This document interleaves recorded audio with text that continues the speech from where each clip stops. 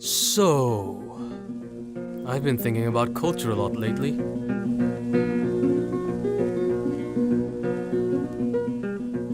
Now, especially with this current political climate, the word culture gets thrown about a lot. And the one thing I've come to understand is that there's no consensus as to what a culture really even is. Now, an anthropologist will tell you it's one thing, and a philosopher will say something completely different.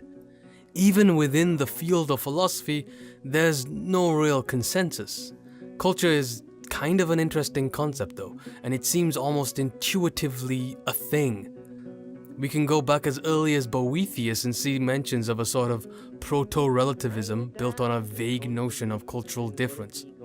But culture as a concept that pervades every foreign policy debate that almost every country has?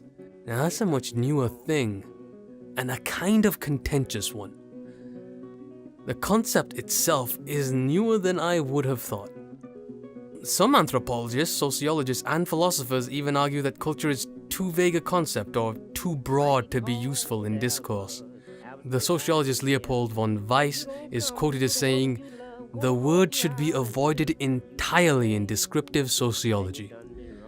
And in a 1952 review on the word culture and its use in all these fields, the British sociologist Radcliffe Brown is mentioned as actively avoiding the word, though others saw him as a cultural functionalist. It's really very interesting. Hence this series. I really couldn't even begin to attempt to heap all of this information into one video, and a lot of my main sources will be posted in the description of this video, so philosophy of culture. Here we go.